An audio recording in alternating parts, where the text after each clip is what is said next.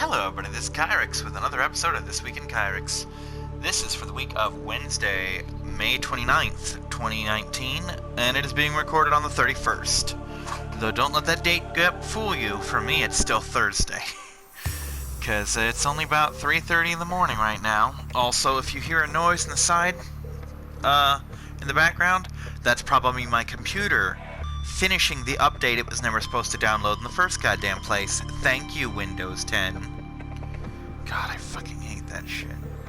Microsoft needs to get it through their fucking head that we don't want unsolicited updates. I don't care how awesome the new update is. You do not put it on my computer without my permission. I get a message while I'm doing stuff like, hey, you're gonna need to restart soon. You want to set a day for it? I'm like, no. Update it in 70 goddamn years. I don't care what the fuck it does. I don't care if it'll fucking feed me. You don't put that shit on there without asking me first. But anyway. Okay, I feel the need to, explain some things.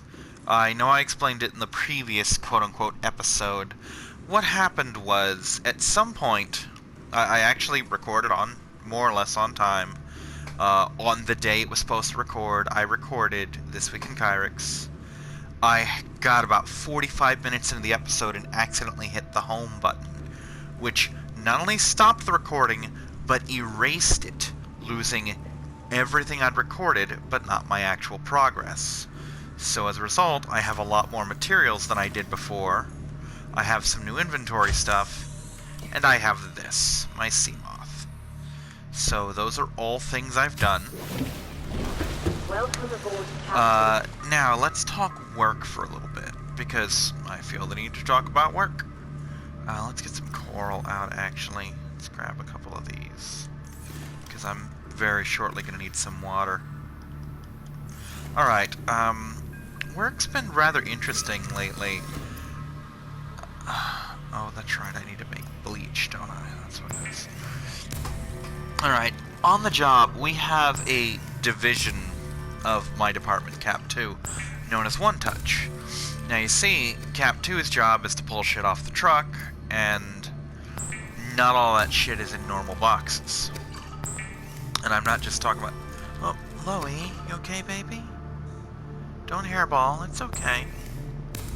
And I'm not just talking about, say, like, oh, this big bag of dog food came off, which we don't technically get big bags of dog food. That comes off on a pallet.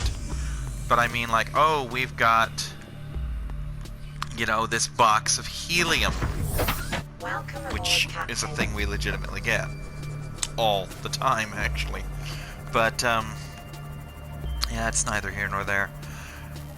But some of the boxes come in what we call break packs. And what a break pack is supplies. Break packs are when I don't know if it's just shit just gets separated or what, but it's just random crap. Like, you'll get a packet of socks, and you'll get aspirins, and you'll get Astroglide and shit like that, all in a single break pack. Now, for the most part, they're sorted. Like, we'll get cosmetic stuff in break packs and just cosmetic stuff. Sometimes it'll be just pharmacy stuff, but we still have to sort it. Like, oh, this is headache pills. These are nausea medication. This is a laxative. That kind of a thing, you know. But anyway, I was told when I first was hired that at some point, every member of Cap 2 goes through One Touch training. And it hadn't happened for me. And I wasn't sure if they forgot or what.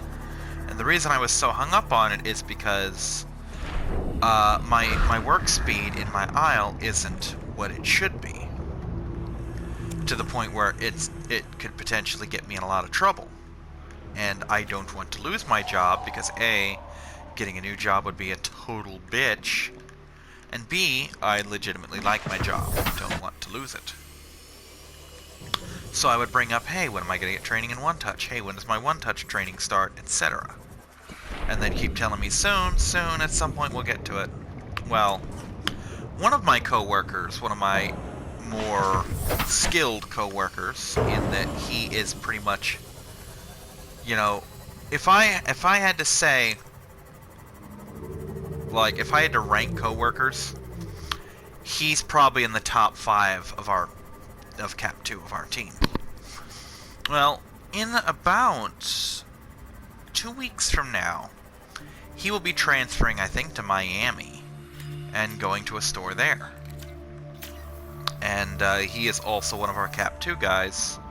And I don't know if that's what prompted it or what, but I am now getting heavily trained in One Touch. As in, I've had, I want to say, 4 or 5 days in One Touch, 3 of which happened in a row. Which is fine. I actually enjoy One Touch. I just don't like the fact that my IL is absolutely going to shit without me there supervising it anymore. Which isn't just arrogance, that's an actual thing. When I do not micromanage that fucking IL, it goes to hell. To the point where I've had other coworkers comment to me about it, like, yeah, that IL looks like shit, man. I'm like, I have no say in the matter. I'm on One Touch, you know.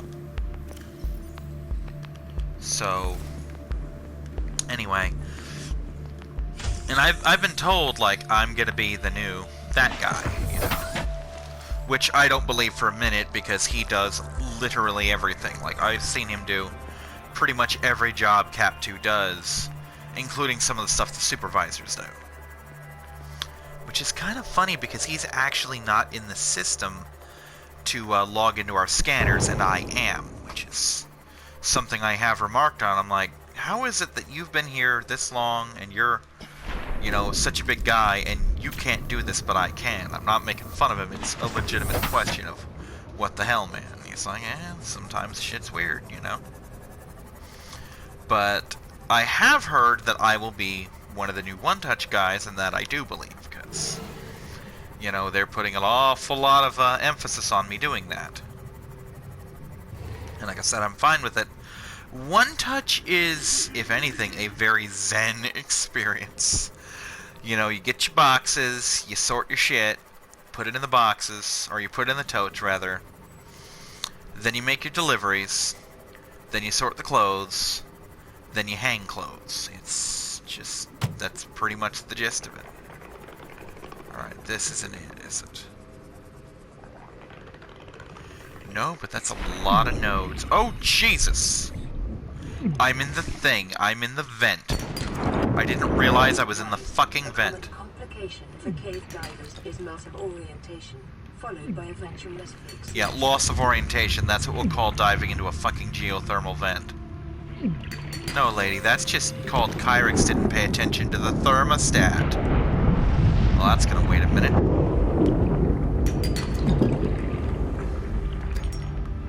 Well, let's get back in my CMOP before I fucking melt. Let me in, let me in, let me in. Let me in!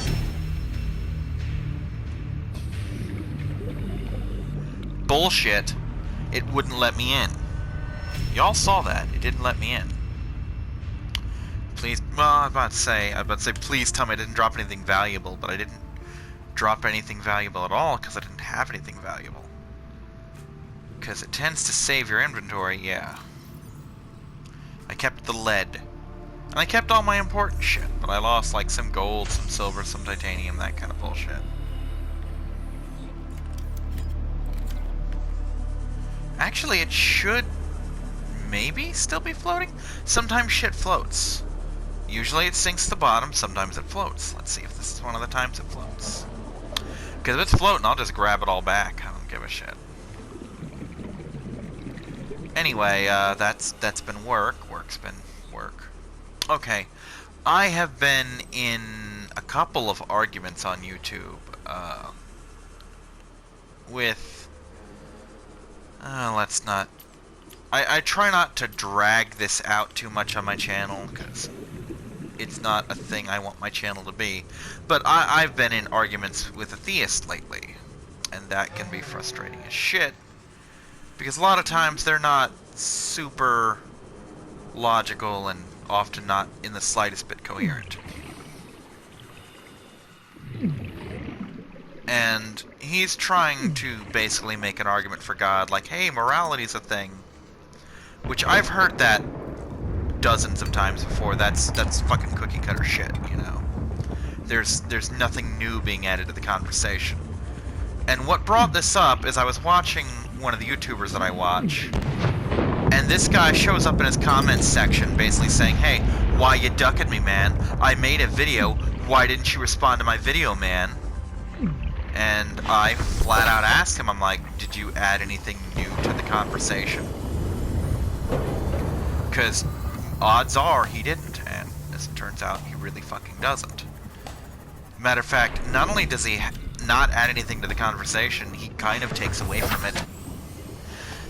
He would basically leave me these two long-ass posts, right? Like, we're talking like, I think it was something like 4 to 6 pages when I copied it into a word processor. And each of them were like that, and there were 2 posts like that. And I'm at work on my phone.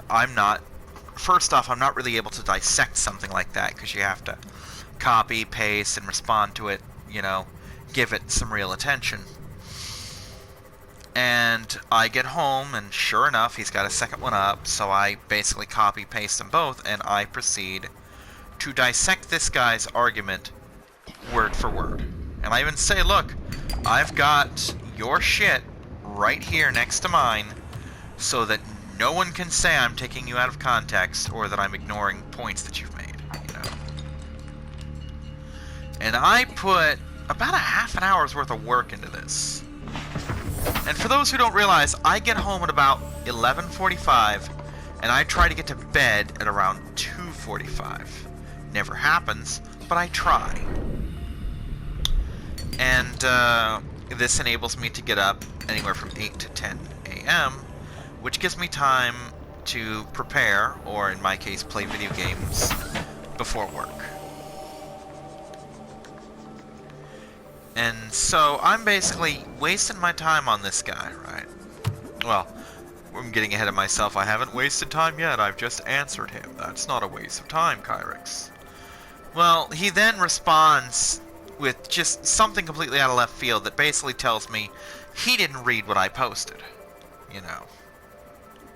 Because he's asking me about morality, and I basically tell him a thing. And then he's asking me about morality again, and I basically reiterate the exact thing I said. And he's like, oh, it's nice to see you're finally on the same page. I'm like, bitch, do not take credit for that. Nothing changed. I'm not saying anything now that I wasn't saying before, you know. Basically trying to take credit for teaching me something when he did nothing of the sort, you know. And I had made a post earlier, because I'm talking about morality, and something happened to me that morning that pretty nicely demonstrate how my morality works. My moral system really, to an extent, works like Zidane's quote from Final Fantasy IX. Now, for those who don't know, in Final Fantasy IX, there are 8 playable characters, plus a guest character. Well, deal with that. Never. It's not relevant. Anyway, these eight main characters each have a little quote. It's like a sentence. I think 1 or 2 of them might have 2 sentences. But this sentence basically, briefly, sums up their entire arc. It basically tells you what you need to know about them. Just the basics, mind you, because they all develop. Like, I think Steiner's is something along the lines of, must I choose between my oath of loyalty and my sense of right, or something like that. Basically, must I choose between my loyalty and my morality. Which is exactly where he is throughout the entire game, because he's the princess's personal guard, not so much in the grand scheme of things, but for the game, as the only member of the royal guard on hand, he is her personal protector. And he takes that role incredibly seriously. To the point where it's damn near comical how seriously he takes it. You know? And a big part of his entire quest is, first off, learning to get the stick out of his ass, because it's wedged in there pretty deeply. And secondly, learning that there is a difference between doing what you're expected to do and doing the right thing. You know what I mean? Like, he was expected to serve his queen, but his queen was being a goddamn monster.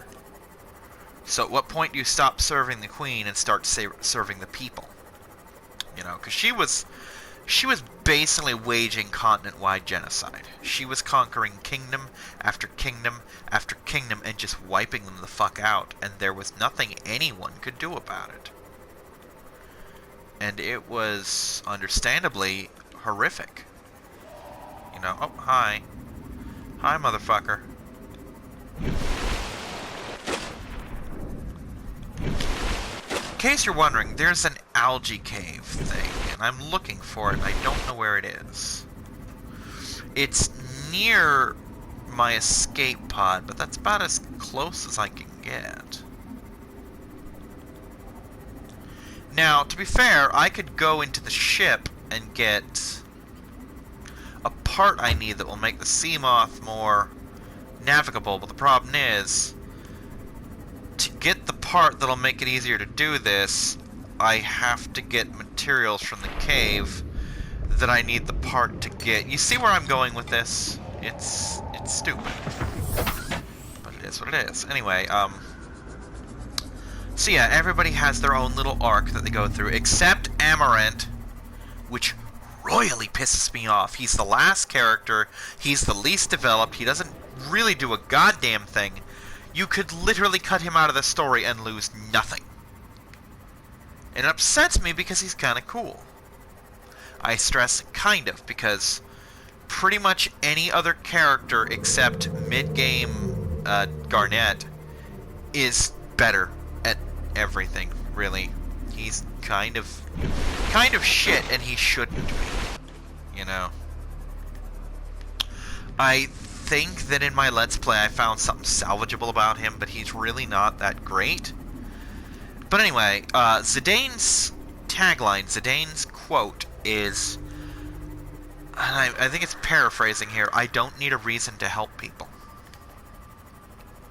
And that really is my outlook on things. I don't need a reason to help people. My reason is that you need help. That's all I need. So here's what happens. It's a reasonably well-known fact, but I will reiterate that I leave for work much earlier than I need. About a half hour to an hour earlier than I need, just in case something goes wrong. And it's happened a couple times where I'll get halfway there and then realize I forgot my debit card and have to go home, or I need to go back and get something, or just in case something goes wrong with the bike, etc., etc. Though with the introduction of paid, protected paid time off, it's now less of a concern for me. But anyway, so I go along this bike trail to get to work. I almost said to get home. I do use it to get home also, but that's irrelevant to the story. And I'm about 2/3 of the way there. I think I killed that bitefish. I did on the scan. 100 meters. Oxygen efficiency decreased. There we go. So anyway, I'm on the bike trail. It's actually the trail, but it's a fucking bike trail, you know. You're not really walking this thing. You can. There's nothing stopping you. It's not against the law or anything. But you're not. You know what I mean? We know it's a bike trail. So anyway, I'm on the bike trail, and I see this woman, and I can see that she's calling out to me. And I can't hear shit because I've got headphones in, but I'm aware that she's calling to me because I can hear, and I can see her mouth moving, and she's waving her arms, obviously trying to get my attention. So I skid to a stop. Skid because my brakes don't fucking work, and I'm stopping with my feet like Fred Flintstone. And, And she's saying something I can only half hear. My hearing isn't the best. I don't think I need a hearing aid or anything like that. But it's not great, you know what I'm saying? So, I get her to repeat a couple times. I hear something about, do you know where a bus thing is? And I'm thinking she's asking me for a bus stop. And I'm trying to ask where because she's mentioned, like, oh, I gotta get to court. So I'm thinking, oh, she's not from this area. She wants to know where the bus is so she can get to court. No big deal. I ask her for the address, and it's like, no, that's not it. I lost my bus pass. Can you ride down this bike trail and look for it for me? Now, all I have to do is tell this woman, I'd love to, but I have to go to work and I don't want to be late. But you know what? I left early. I left a little earlier than usual, in fact. And I usually get to work with plenty of time to spare. So I'm like, okay. Never even crosses my mind, literally. I didn't think of this until I was thinking of what happened. That at no point did it even occur to me to tell her no. It just wasn't an option. It wasn't a consideration to me. Just, she needs my help. I have a bike. It's not going to kill me to backtrack. So I fucking turn my bike around and go all the way to the street. Intake recommended. And I don't see it. So I turn around and I'm going slow, so it's taken me a while. And I circle back towards her, again, looking for the bus pass, this time on the other side of the road. And I heard her shout something, and she could have, for all I knew, been talking to other people because there were other people going up and down the trail, none of which, by the way, were stopping to help this poor woman. And when I finally got back to her, it turns out she had found it further down the street, across the street. No big deal, you know. It's less important that I find it and more important that it be found. And so I check that she's okay, she got everything she needs, etc. I'm on my merry way back to work. No big deal. As I pointed out in the post, she didn't offer a reward. I didn't ask for one. It wasn't a consideration. She needed my help. I helped her. So I'm getting down there. I'm about 2/3 of the way. You know, because the bike path, where it takes me is really the halfway point. I'm about halfway up the bike trail by that point that she stopped me. So I'm about 2/3 of the way now, and I see a guy, and he's trying to flag me down and stop me. So I skid to a halt, take the headphones out of my ear. He comes up, and he's saying, hey man, could you help me out? I just got out of prison off a 12-year sentence. Could you help me out with a couple bucks? Well, I don't carry cash, so the answer to that was no. He's like, well, could you help me with some food or something? And there was a gas station right across the street. I was looking at it, and I said, I can take you to the gas station. Get you something. And he's like, you know, what can you spare? I'm like, I can spare about $3 or $4. I still had some money left over from the roommate loaning me money to eat with. I had about $15 in the bank. No big deal. I could spare $3 or $4 for this guy. And he's asking for like a sandwich and a soda. And at one point he asked for cigarettes. Now, I am a guy with a lot of smoker friends. I know what it's like when they can't get cigarettes. My whole family smokes. I know what that's like. It's not something I want people to go through. So, especially when you just got out of prison. Okay, it took me 5 years to get a job. 5 fucking years to get a job, and I don't have a criminal record. This guy does. And if he doesn't already have something lined up, it could be just absolute hell for him to get a job. So it could be absolute hell for him to get a place, get the essentials, much less things, luxuries like soda and cigarettes. Incidentally, he asked for a sandwich and a soda. And when he asked for a soda, I'm thinking in his mind he's picturing a can or a 20 ounce. I got him a fucking 2-liter so that he would have something, you know, to last him a little while in case he didn't find a lot of people who were willing to share with him. Well, as I'm ringing this up, it's coming to about $10. And I just don't have it in me to tell this guy, oh, we have to put some of this shit back. I could have. I should have. But I didn't, because that's just not who I am. You know, I was raised to share, as I say so often. And I don't think even my mother intended for me to share that much. To the point where, you know, I'm putting myself out. But that's what I do. That's who I am. Then I get to work. And I'm not late or anything. I'm actually sitting on plenty of time at this point. Okay, I want seed clusters. Yeah, at this point, I've got plenty of time on my hands. I've got the time to do the things I need to do. I actually stopped to chat with a coworker and my supervisor. The coworker was first. Supervisor came up, and I'm like, hey, am I on One Touch today? You know, I don't mind One Touch. I actually like it, but my aisle's kind of going to shit, and it's fucking with me. And as it turns out, he wanted me on an aisle that day, so it worked out. So I'm thinking, okay, I used up most of my time talking. I'm just gonna go get my water. I don't have time to eat. Gonna go get my water. That I always get, because I do. Gonna go grab my water. Well, I already changed clothes, but I'm gonna go get my water, clock in, etc. I walk into where the water aisle is. This woman stops me. She's like, do you work in this area? Or do you work here? You know, I'm like, I do, but not in this section. Oh, well, I'm just trying to get someone, because my son, you know, put water down, etc. She basically threw down a soda and made a mess of the aisle. And, you know, I appreciate the fact that she's bringing this up, that she's not just letting it happen. She's looking for someone to do something. And all I have to do at this point is either tell another coworker or find someone in maintenance, and not my problem. But you know what? It's a fucking soda spill.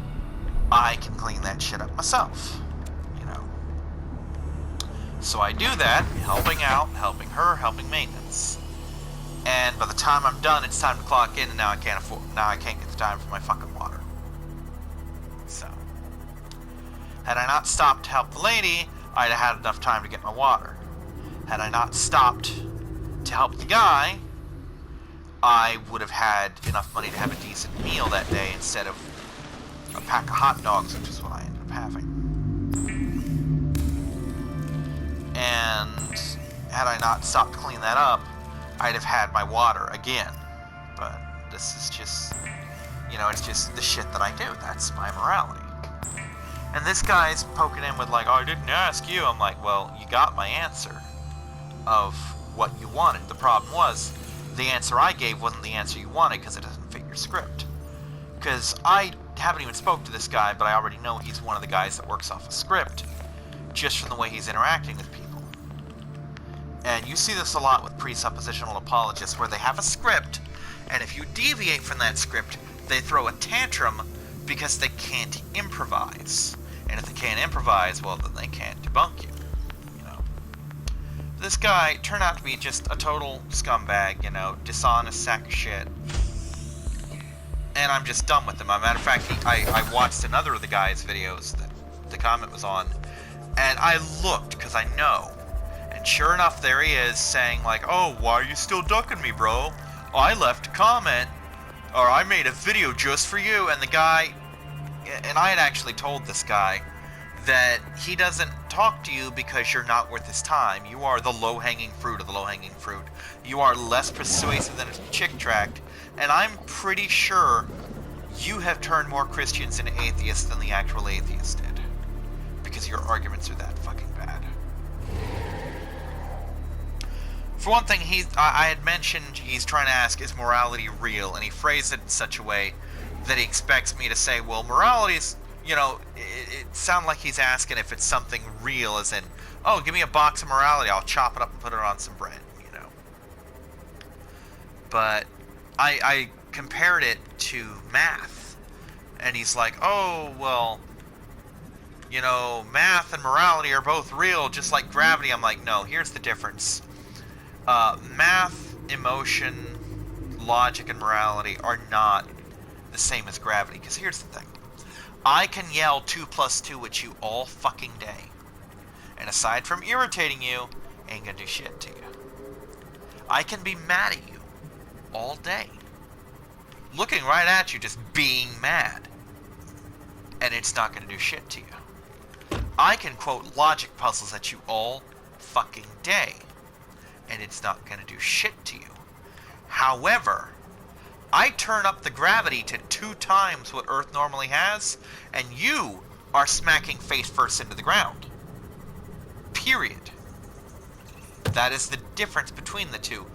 One is a tangible, well, not tangible, but you know what I mean, an actual interactable force that will do things to you if it is altered around you. I turn off the gravity, you can fly. I turn it up, squish. You know what I mean? Ah, this is what I'm fucking looking for. Passing 100 meters. Yeah, shut up, lady. Decreased. And this is why I have the beacons.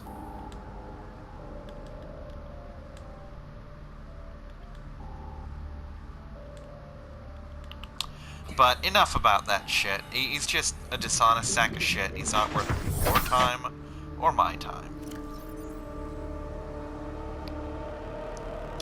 Yeah, I don't need my builder right now. Alright, so we're in here looking for a couple parts. Specifically, I want a diamond. If I can come by one. I'm very limited. Actually, wait, do I have my rebreather? I have my rebreather.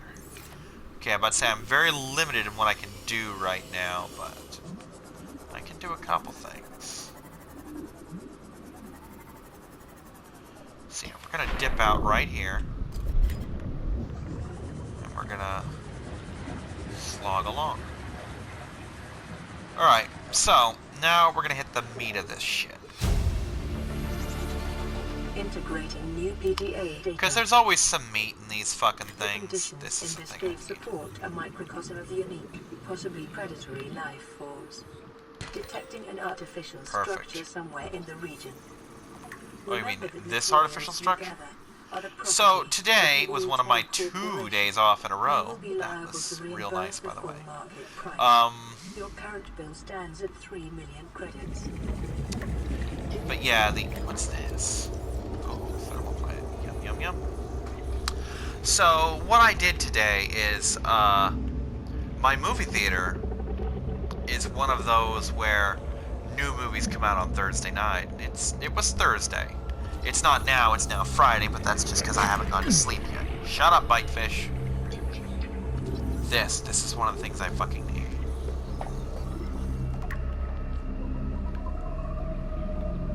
Or did I already have it?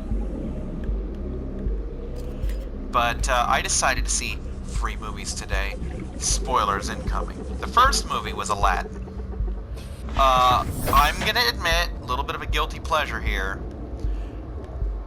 A big reason that I saw Aladdin is because people were bitching about it. And I'm like, okay, you know what? I'm gonna give this thing a chance just because it pisses off so many people. And I mean, everybody's mad. Like, so many people are like, oh my god, Will Smith looks like shit as the genie. You know? Oh my god, this person isn't the exact quote-unquote person of color that they should be for this role. I don't care. I'm not gonna lie to you. I am so fucking colorblind when it comes to humans. And this is silly to the point of being embarrassing. I honestly, for years, like 10 to 15 fucking years, didn't realize that Aladdin and Jasmine were Middle Eastern. That they were fucking Arabic. Never fucking occurred to me. They're in an Arabian-like place. The song is Arabian Nights. Never fucking crossed my mind. Not kidding. Stupid, but it's true. You know? So, the idea that they weren't, you know, oh, they weren't this race, don't care. I wouldn't have fucking noticed. I honestly wouldn't have. And it's not because I'm racist, it's actually the opposite. I mean, unless you are fucking really black, like dark skinned, or literally black, I cannot fucking tell you apart from white people. Like, if not for the fact that so many of his bits focus on him being Hispanic, I would never realize that John Leguizamo was Hispanic. That's how fucking dense I am when it comes to race. You know? I'm not sure if that's a good thing or a bad thing, but it's a thing. And I'm gonna have to hug the ceiling. I've done this before. It's not fun. Okay, this is what I'm looking for. But here's the thing.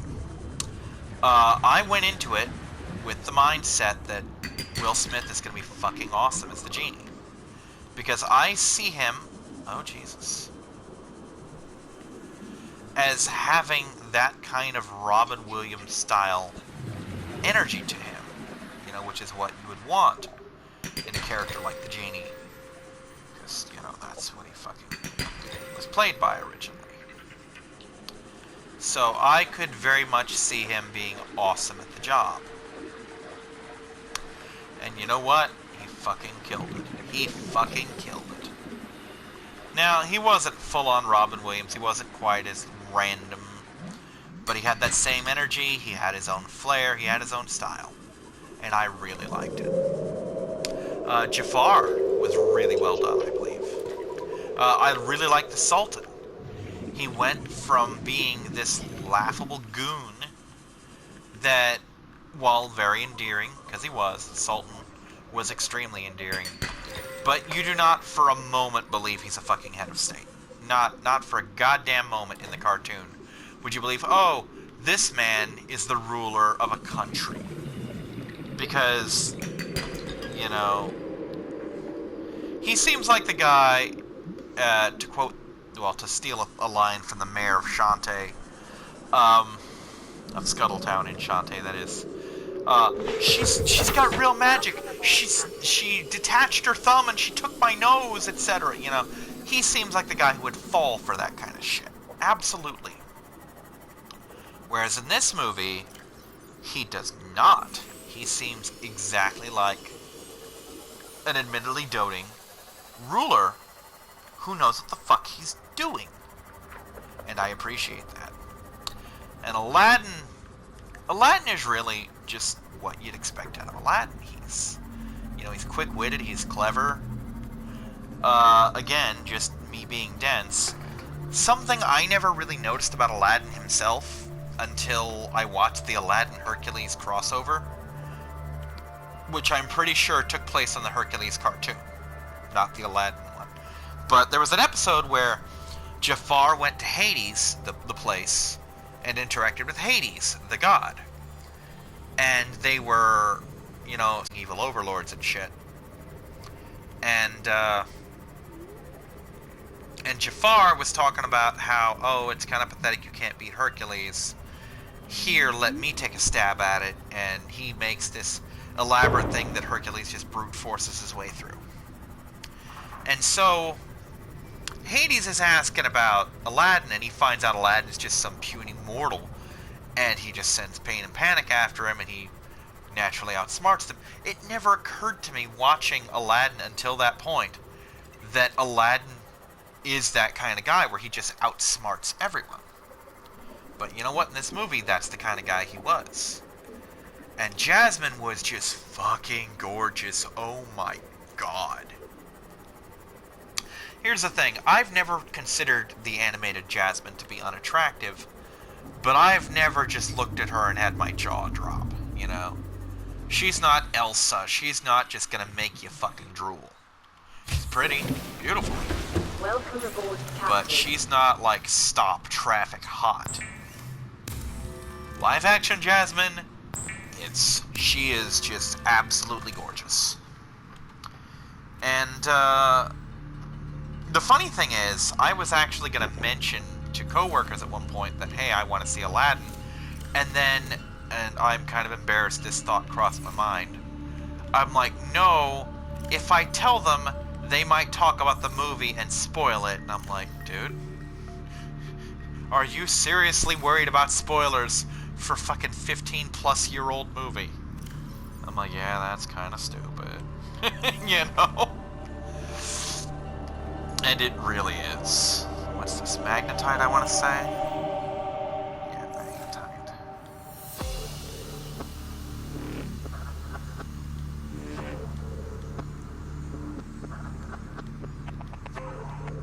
Oh, by the way, on the, when I was typing magnetite, the word magnetic came up. I was teasing one of my coworkers who was helping me on One Touch, because, for whatever reason, he was pronouncing the word ethnic as ethnetic, and I had to tease him about it. It's the law. Someone does something like that, you have to tease them about it. But anyway, next movie. Oh, the next movie was something I have waited half a decade for. I finally got to see Godzilla, King of the Monsters. And oh, it was just absolutely wonderful. Spoilers inbound. I have been for a long time now, not always. There was a long time when I was not. But for just ages, I have been a huge Mothra fan. I am an absolute Mothra fanboy. Love that bug to death. She is the best. And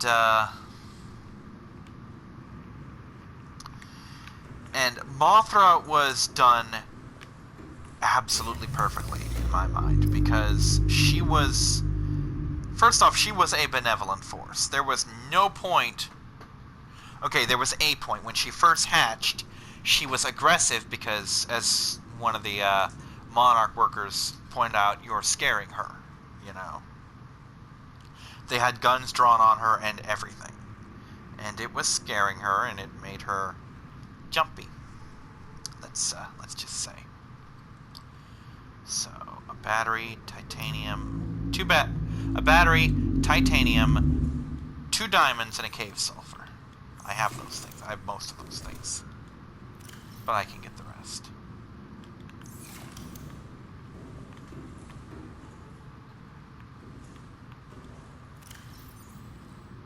Oh look, exactly enough diamonds. It's almost as if I knew. But the cave sulfur, now that's gonna be a kick in the balls to get. Oh look, acid mushrooms right outside my door. I remembered this time. Oxygen efficiency decreased. Should I grab 3? No, I grabbed 2. Okay, cool. And she was only in the movie a very short amount of time, but she made a staggering impact in every scene she was featured in. And I really appreciate that as a huge Mothra fanboy. And Godzilla, Ghidorah, they were both fantastic. Rodan, I don't really give much of a shit about Rodan, but he was done well for what it was, which admittedly wasn't very much. No, he had a big role to play. Honestly, Rodan was a dick who took on all comers. He attacked the military. They led him to Ghidorah. He fought Ghidorah, got his ass kicked, and he's like, okay, I work for you now. So then he comes back to attack Godzilla and starts a fight with Mothra. Actually, I think he picked the fight with Mothra, but that's... The point is, he fought everyone who was willing to fight him. And it was really well done. It wasn't the perfect movie, but it was fucking perfect. It was pretty much everything I wanted. I could have done with more Mothra. I could have done with seeing some more of the Titans, as they're now called. Because they mentioned that besides Godzilla, there were 17 Titans.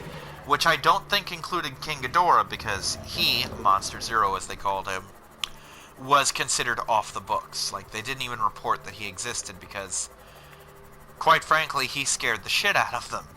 He was huge, and he was so potentially devastating. And as they pointed out, they couldn't even find information on him.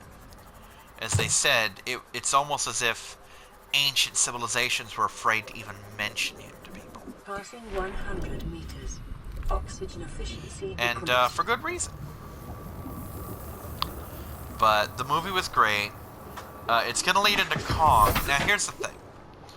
A few years ago, possibly even a decade ago, they made a remake of King Kong. And I saw it. I don't like King Kong at all, really. But I saw the movie. I figured, fuck it, I'll see it. So I saw King Kong. And it was alright for a King Kong movie that I admittedly am not a fan of. You know, nothing overtly wrong with it. And then the movie Kong Skull Island was announced. I'm thinking, oh, this must be a sequel to King Kong. It's been several years, but sometimes that's how long sequels take. And in the back of my mind, I'm like, I'll see it someday. Part of the problem was I didn't even know it was out. But it turns out, and I haven't checked on this, so feel free to correct me if I am wrong, but it turns out it is, if anything, a reboot, putting Kong in the legendary / Godzilla timeline. And from what I've seen, the legendary cinematic universe is Godzilla, Skull Island, King of the Monsters. So no King Kong. This is apparently its own thing. And apparently they dropped hints to Ghidorah in that. They dropped references to Godzilla. And there were a lot of Kong references in this. As a matter of fact, the movie basically ends with all the Titans congregating towards Skull Island. So now I kind of have to watch it. And I will. I'm not against it. I just have to get off my ass and see it.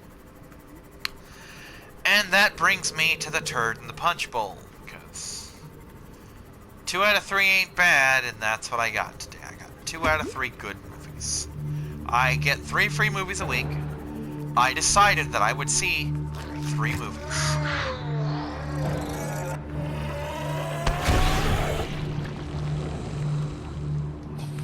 Perfect. Fuck, where's my sulfur at? Oh good, the computer's finally booting the fuck up.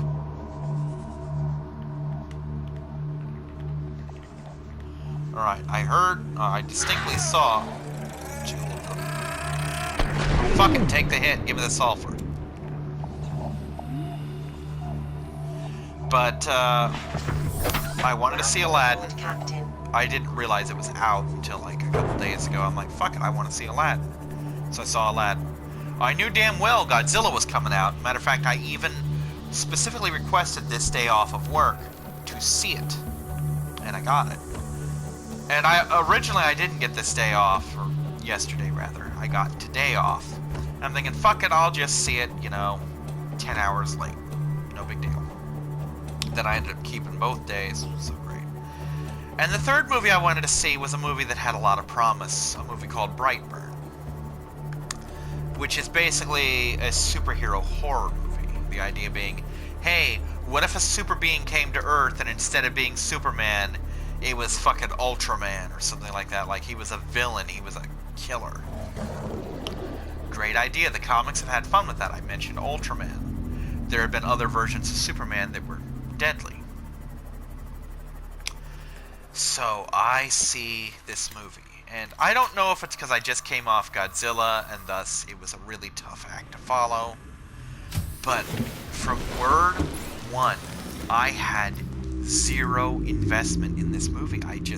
I literally spent 20 or so minutes of this fucking movie looking at my phone. Not proud of that at all. I'm not one of those guys. Some guys brag about the movies they've walked out of. I'm not one of those guys. Matter of fact, I wanted to walk out of this movie, but I'm like, no, Kyrix, you're not that guy. Don't walk out of this movie. That's a dick move. Besides, this movie could get better. So I stuck around and I watched the movie. And I probably shouldn't have, because it was a shitty movie. I wanted to like this movie. I really fucking did. I went into this movie with the mindset of, this could be a franchise, That was... Where's my fucking battery? Didn't I make a battery? could've sworn I made a fucking battery.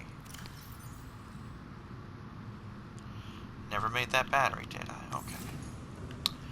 I went into this movie thinking, oh wow, this could be a franchise. And I left this movie thinking, oh wow, this could be a franchise. Because they basically tipped off, like, oh, there's gonna be our version of Aquaman and our version of Wonder Woman or some witch or whatever. And I should have been excited at this, and I wasn't. And the problem was the characters fucking suck. I'm sorry, but they do.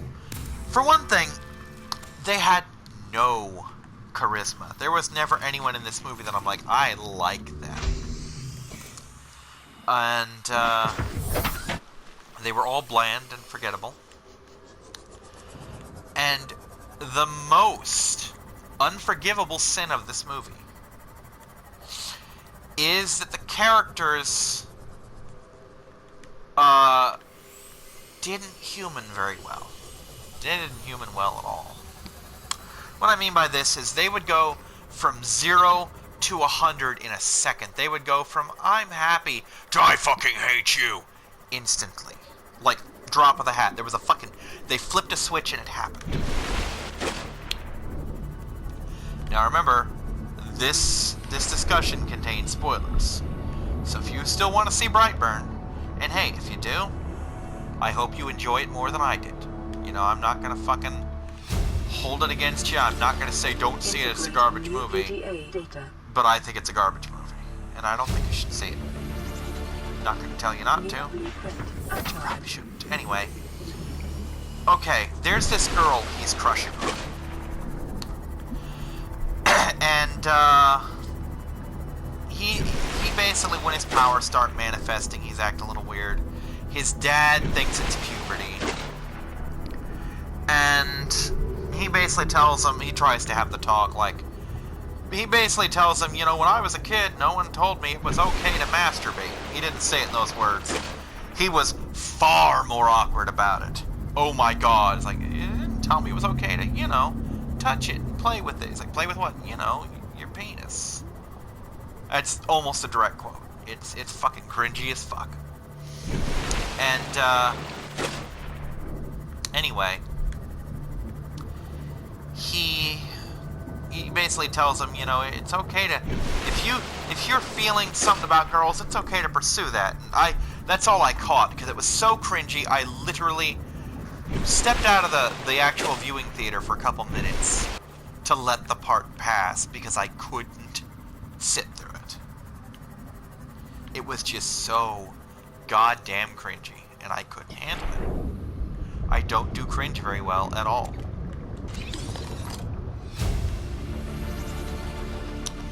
And so, next thing we know, this girl's asleep in a room, and he comes in using super speed, which, by the way, they don't fucking show his powers well at all. I'll get into that in a couple of minutes. But using his super speed, he gets in there, and he fucking, you know, keeps turning her computer on to play love songs. And then she kind of sees him, and she instantly hates him. You know, at school, they're doing some kind of bouncy trust fall thing where they just push him from person to person, and he falls because she doesn't catch him or something. And the coach makes her help him up, and he crushes her hand. And I don't mean he crushes her hand like, oh, he takes her hand in his hand and squeezes, which he does until bones break. I mean, he takes her hand in his and squeezes until bones break, and then snaps her fucking wrist on top of that. Exploration is conducted at your own risk. Yeah, it's one of those things. And this kid, he's fucking schizophrenic. Now what happens is his spaceship, which they kept for fucking reasons, is calling to him, literally calling to him. And by the way, he doesn't have all of Superman's powers. He doesn't have super hearing, you know. At no point is it really indicated that he has super hearing or anything like that. The ship just calls to him and he fucking responds to it. And I laughingly said when he started reacting to it, "Wake up, Kakarot, destroy all life forms." That's what it was fucking telling him to do. Literally what it was telling him to do. It was telling him to take the planet, or take the world. You know? Integrating Literal new quote, PDA take data. the world. Take the Aurora world. systems are running on local By the way, reserve. we never find out Unable to shit remotely about his people. download black box data. We don't find out if he is a scout sent there to take them over, if he's from a dying race. We don't find out if there are more of them, if this is just what they do, if they're like the fucking Saiyans. We find out nothing. And he'll go from 1 minute being this absolutely sweethearted child to being this fucking sociopath. Instantly, at the drop of the hat, no off switch. Like, just like, oh, you shouldn't tell my mom and dad, and then you're dead, you know. You know, long story short, I fucking hated this movie. And I feel bad because I wanted to like it. And I have more to say, but I've hit my hour, so we're gonna stop here. Bye-bye, everybody.